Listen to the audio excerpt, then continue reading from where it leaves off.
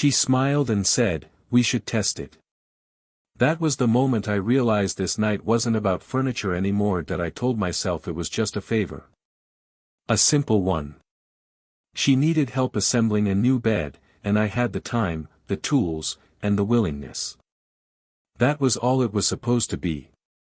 Still, the moment I stepped into her apartment, I felt something shift, subtle, almost unnoticeable, like a door closing softly behind me. Her bedroom was warm and lived in, not staged or overly neat. Afternoon light filtered through thin curtains, settling gently on the wooden frame laid out across the floor. The room smelled faintly of fresh linen and something floral, probably her soap. She stood nearby, arms folded loosely, watching me work with a quiet attentiveness that made me more aware of my movements than usual. I knelt on the floor, lining up screws and slats, listening to the soft sounds of the room, the click of metal tightening, the distant hum of traffic outside, her footsteps as she moved around to make space. Every so often, she would hand me a piece or ask if I needed anything. Each time, our fingers brushed briefly, nothing intentional, nothing dramatic, but enough to make me pause for half a second longer than necessary. She laughed easily, not loud, but warm. When she spoke, she didn't rush her words. She asked about my work, my plans, how I ended up being the guy who knows how to build things. I found myself answering more honestly than I usually do, surprised by how natural it felt to talk to her. She listened the way people rarely do, eyes steady, head tilted slightly, fully present. It made me feel seen in a way I hadn't expected from such an ordinary afternoon. There was something grounding about her presence. She wasn't trying to impress me. She didn't hover or direct. She simply existed in the room with me, calm and confident, occasionally tucking a strand of hair behind her ear or leaning against the wall as she watched. I noticed the small things, the lines at the corner of her eyes when she smiled, the relaxed way she carried herself, the quiet assurance in her voice. At one point, she crouched beside me to look at the instructions, her shoulder close enough that I could feel her warmth. We both leaned over the same page, reading silently for a moment. The air between us felt heavier then, not uncomfortable, just charged with an awareness I didn't quite understand yet. I told myself again that this was nothing. Just wood and screws, conversation and time passing. But as the bed frame slowly came together, so did something else, an ease, a closeness, a sense that being there mattered more than it should have. When I finally stood up to stretch my back, she smiled at me, soft and appreciative, and said, "I'm really glad you came." And in that moment, surrounded by half-built furniture and quiet light, I realized this wasn't just a task anymore. It was the beginning of something I didn't yet have words for, but already felt settling into place. As the afternoon stretched on, the room seemed to adjust itself around us. Not physically, nothing moved, but the air felt different, fuller somehow, like it was holding on to our conversation. I worked quietly, tightening the frame, checking the alignment, while she stayed close without hovering. Sometimes she leaned against the dresser, sometimes she sat on the edge of a chair, always watching with a calm focus that made me strangely aware of myself. She asked questions that weren't intrusive, just curious. How long I'd been doing this kind of work. Whether I liked it. What I wanted next. I answered while keeping my hands busy, grateful for something to do with them. When I spoke, she didn't interrupt or rush me along. She waited. Even when I paused to think, she let the silence exist, as if it had value too. At one point, she brought me a glass of water and set it beside me on the floor. Our eyes met briefly as I thanked her, and I noticed how steady her gaze was, open, unguarded, but not careless. It made me feel like she was seeing more than just a younger guy helping out. Like she was actually listening for who I was beneath the surface. She mentioned, almost casually, that she wasn't used to asking for help anymore. That most of the time, she handled things herself. There was no complaint in her voice, just a quiet honesty. I told her I didn't mind, that I liked being useful. The way she smiled at that, soft, appreciative, made my chest feel unexpectedly tight. As I worked, I became more aware of her body language. The way she angled herself toward me when I spoke. The way her foot rested lightly against the leg of the chair, pointing in my direction. None of it was obvious or intentional, but together it created a sense of closeness that felt deliberate, even if neither of us had named it. She commented once on how strange it felt to have someone younger helping her with something so personal. She laughed when she said it, but there was a flicker of something else there, hesitation, maybe, or self-awareness. I shrugged it off lightly, telling her it didn't feel strange to me. And it didn't. If anything, it felt natural in a way I hadn't expected. Still, the thought stayed with me. The difference in our lives. The way she spoke about experiences I hadn't reached yet, and the way I talked about things she'd already lived through. It wasn't uncomfortable, it was grounding. Like two timelines overlapping briefly, creating something balanced and real. When I paused to step back and check the frame, she stood beside me. Our shoulders were close, almost touching. I could sense her there without looking, the quiet confidence of her presence filling the space. For a moment, neither of us spoke. The bed frame stood between us and behind us at the same time, unfinished but sturdy, like a promise waiting to be tested. I realized then that the room no longer felt like just her bedroom. It felt shared, shaped by conversation, by attention, by the subtle way we were beginning to notice each other differently. Nothing had happened yet. No line had been crossed. But something had shifted all the same. And I knew, even then, that this wasn't just about helping her anymore. The task was still the reason I was there, but the reason I stayed was becoming something else entirely. When the last screw was finally tightened, I stepped back and looked at the bed frame. Solid. Clean. Finished. There was a quiet sense of satisfaction in seeing something come together piece by piece, especially in a room that felt so personal to her. I wiped my hands on my jeans and let out a small breath, the kind you don't realize you've been holding until the work is done. She walked around the bed slowly, inspecting it with an appreciative smile. "It looks good," she said, running her hand lightly along the edge of the frame. "Much better than it did in my head." I joked that it was sturdy enough, that it wasn't going anywhere. She laughed, then paused, her hand still resting on the wood. For a second, she didn't say anything. She just looked at the bed, then at me, as if considering something carefully. "Well," she said finally, her tone light but measured, "we should probably test it." The words landed softer than I expected, but they stayed hanging in the air between us. She smiled right after, almost like she was giving me an out, but she didn't move away.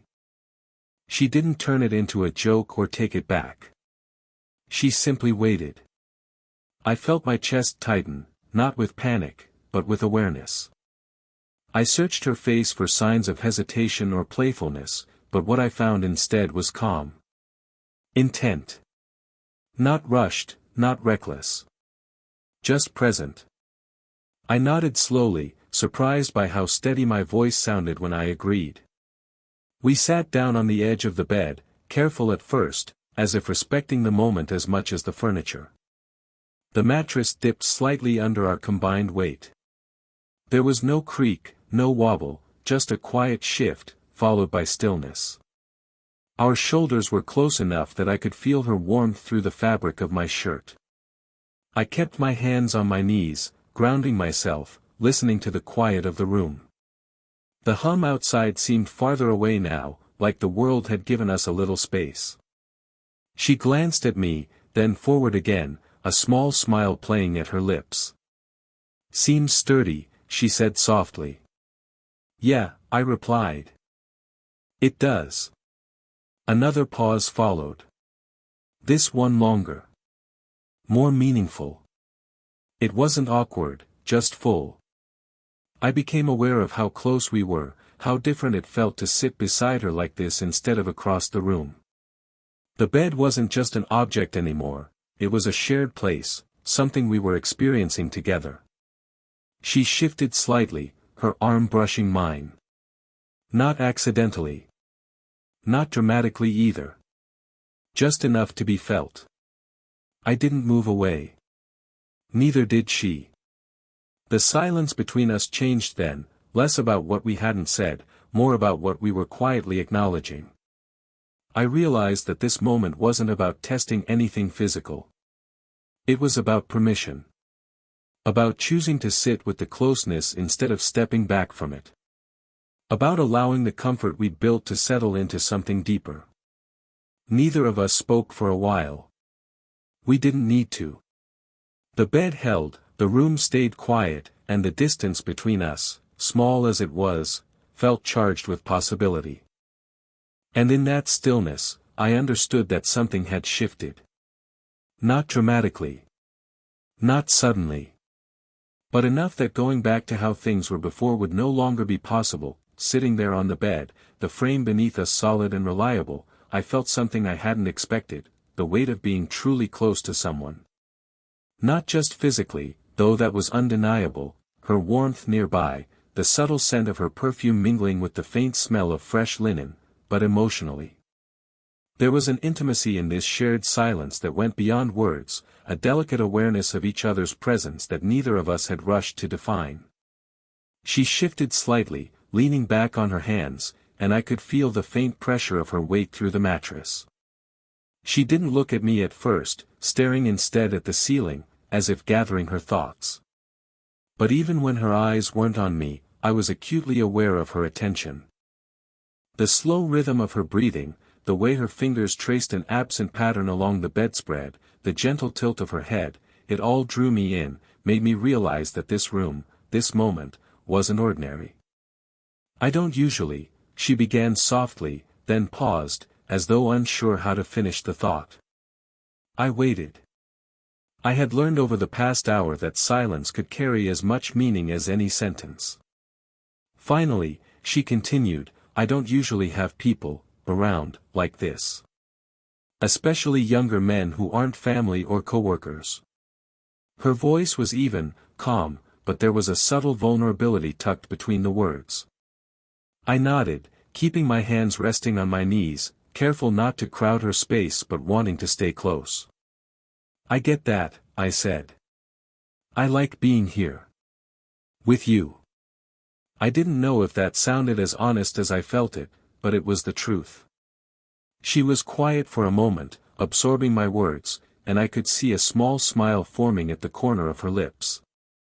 We talked then, not about furniture or daily errands, but about life.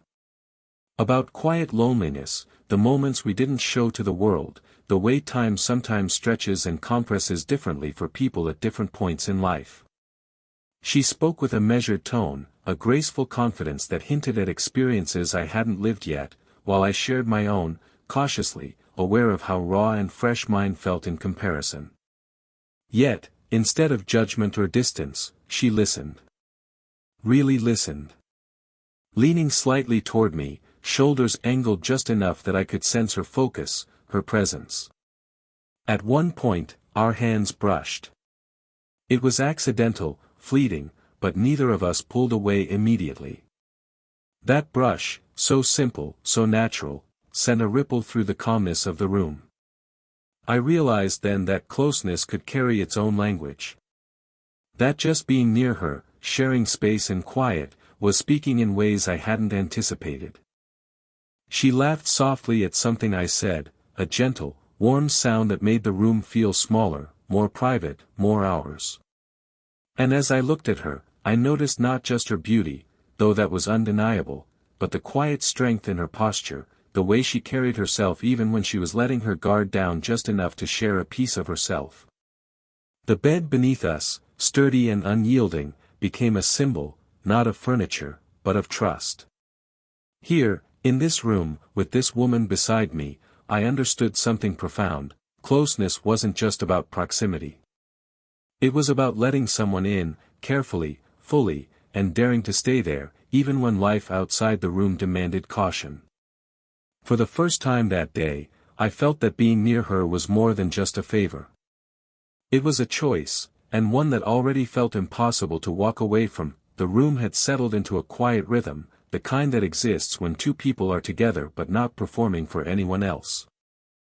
I could feel her presence beside me in a way that made the air heavier, more intimate. We weren't touching yet, not really, but the subtle nearness carried a tension I couldn't ignore. Her hand occasionally brushed against mine as she adjusted her position or reached for something small on the bed. Each time, it sent a small, unmistakable spark through me. She finally broke the silence, her voice soft, careful, as though weighing each word before letting it out. "I suppose I should say this," she began, pausing to look at me. "It's unusual for me, having someone like you around. Younger, full of energy, yet able to sit quietly with me like this." She smiled faintly, almost shyly, the corner of her lips curving in a way that made her seem vulnerable despite the confident way she carried herself. I turned slightly toward her, curious, encouraging her without words. "I like being here," I said simply. "It's easy. Comfortable." Her eyes softened at my words, and I could see a flicker of relief, like she had been bracing for rejection, judgment, or misunderstanding, and instead found acceptance. There was a beat of silence then, where she seemed to gather courage for what she was about to say next. "I'm not sure how this looks," she admitted, voice barely above a whisper. "The age difference. What people might think. How this all might feel complicated." Her gaze didn't waver from mine, but her hands fidgeted slightly with the edge of the mattress. That small movement, that tiny imperfection, made her feel human in a way that intensified the moment. She wasn't putting on a confident mask for me, she was allowing herself to be seen exactly as she was. I reached slowly, deliberately, and placed my hand near hers, not yet touching, just close enough that she could feel it. "I don't care what people think," I said softly. "I care about this." My words were vague, but they were true. About her presence, her honesty, the way she made me feel understood and grounded. I could see the relief in her eyes, the tension in her shoulders easing slightly. Another pause followed, filled with unspoken confessions. She tilted her head toward me, a gesture almost instinctual, as if seeking reassurance. I met her gaze steadily, letting the silence carry as much meaning as words ever could. And in that quiet, unhurried moment, the invisible barriers that had kept us apart, hesitation, fear, social expectation, felt less important. What mattered was honesty. What mattered was presence. Finally, she leaned in, just slightly, brushing her head lightly against my shoulder. It was brief, subtle, but deliberate. I didn't move. Neither did she. The gesture spoke louder than any sentence. It said, "I trust you. I feel safe. And for the first time in a long while, I want to let someone in." That night, the pause wasn't empty. It was a confession, a mutual acknowledgement of risk and feeling. It was the moment I realized that what had started as a favor, a simple act of helping her, had quietly evolved into something far deeper. Something neither of us had planned, but both of us already felt impossible to ignore. From that moment, everything changed, silently, subtly, but irrevocably. We were no longer just two people in a room. We were two people who had dared to admit, without words too heavy to bear, that closeness could mean something more. After the confession, the room seemed to shift. The air felt heavier, warmer, almost tangible. We had spent hours together, building, talking, sharing the quiet spaces between words. Now, though, it wasn't about conversation. It wasn't about the bed or even the task that had brought me here. It was about presence, being close in a way that neither of us could ignore, yet neither dared to define too loudly. We lay back on the mattress, not touching yet, just side by side. I could feel the slight warmth radiating from her body, the subtle rise and fall of her breathing. The bed held us firmly, sturdily, as if acknowledging that this wasn't just a temporary closeness, it was something lasting, something grounded. Outside, the hum of the city faded. Even the soft creaks of the floor seemed to respect the quiet intimacy that had settled over the room. I glanced at her, trying to read her expression. She wasn't looking at me. Her eyes were fixed on the ceiling, yet I felt as though she could see straight into me. There was no pretense, no performance, just her, fully present, and me, fully aware of her presence. It was disarming, and I realized I didn't want it any other way. Then, slowly, she reached for my hand. Not dramatically. Not like a gesture meant to demand attention. Just a deliberate, gentle movement. Our fingers intertwined, and the small pressure of her hand against mine sent a warmth straight through me. It wasn't overwhelming. It wasn't urgent. It was intentional. And in that single, quiet act, everything changed. We lay there, hands joined, neither of us speaking. The silence wasn't awkward, it was full. It held acknowledgement, trust, and an unspoken agreement that what had started as a simple favor had evolved into something much more profound. I felt her thumb brush lightly against my skin, a subtle, deliberate rhythm that was almost hypnotic. It was both grounding and exhilarating, a reminder that closeness didn't have to be loud to matter. Her head tilted slightly toward me, not leaning fully, just enough that I could sense her attention. She exhaled softly, a sound that seemed to release all the tension she had carried, all the walls she had kept around herself. I mirrored her breath, feeling the same release. There was no need for words. None of the confessions or hesitations mattered in this moment. What mattered was that we were both here, choosing this quiet intimacy together. For a while, time seemed to suspend itself. Every small movement, the slight shift of her body, the subtle tightening of our fingers, the way our shoulders aligned, felt monumental. The bed beneath us was no longer just furniture. It was a vessel, holding us in a space that was ours alone. I realized then that this was the point of no return. Not in a dramatic, life-altering sense, but in the delicate, quiet sense that matters most. Something had shifted irreversibly. We had moved past hesitation, past uncertainty, past the barriers that had kept us apart. And we had done it without words, without force, without expectation, simply by being present, simply by allowing ourselves to feel. And in that gentle, deliberate closeness, I understood something I hadn't before. The night hadn't just changed us, it had revealed who we were willing to be for each other. In the small, quiet moments that often define the largest truths, the night had grown late, though the city outside hardly betrayed it. The hum of distant traffic and the occasional murmur from neighbors formed a soft backdrop to the quiet intimacy we shared. The bed, once merely a project to assemble, had become something more, a vessel for trust, presence, and the subtle acknowledgement of a bond neither of us had fully named, yet both of us felt. We remained side by side, hands intertwined, yet careful not to crowd each other. I could feel her warmth, the steady rhythm of her breathing, the delicate rise and fall of her chest against the mattress.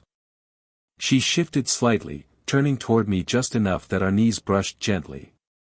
It was a quiet, unspoken reassurance, and I met her glance with a soft, understanding smile. Neither words nor grand gestures were needed.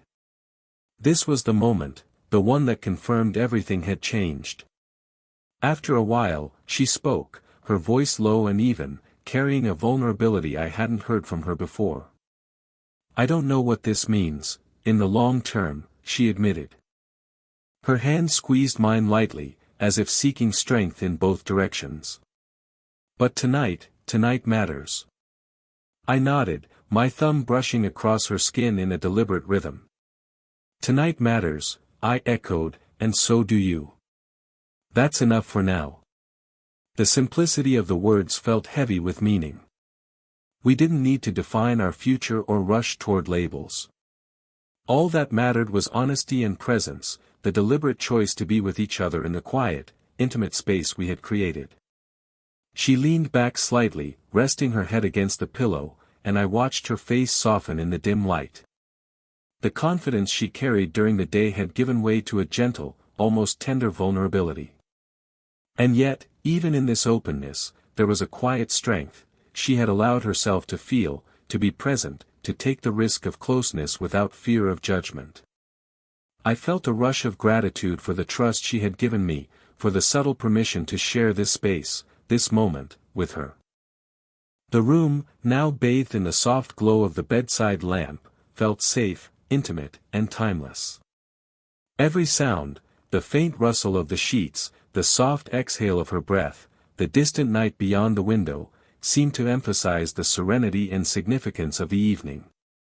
We remained like that for a long while, letting silence carry meaning. Then, with a quiet sigh, she spoke again. "I don't want this night to end, but I also know it will." Her words weren't sad, they were honest, grounded in reality, acknowledging life beyond this room. I leaned slightly toward her, resting my forehead briefly against hers in a gentle, unspoken promise. "We'll see each other again. We'll take it slowly. But tonight, this night will stay with us." She smiled softly, a mixture of relief, warmth, and understanding. It wasn't a dramatic declaration of forever, nor a rush toward certainty. It was a mutual acknowledgement that we had crossed an invisible threshold, where closeness, trust, and subtle desire had quietly transformed into something enduring. When I finally stood to leave, she watched me go with a calm, gentle smile. No words were needed. The connection was intact, the bond undeniable, and the promise of more, slow, unhurried, genuine, hung in the room between us. And as I stepped out into the cool night, I carried with me the certainty that what had begun as a simple favor, helping her build a bed, had blossomed into a quiet, profound intimacy that neither time nor distance could erase. Tonight had changed everything. And yet, it had done so with the gentlest touch possible. Have you ever shared a moment that changed everything between you and someone else? Comment below, I'd love to hear your story, and don't forget to subscribe for more slow burn romance.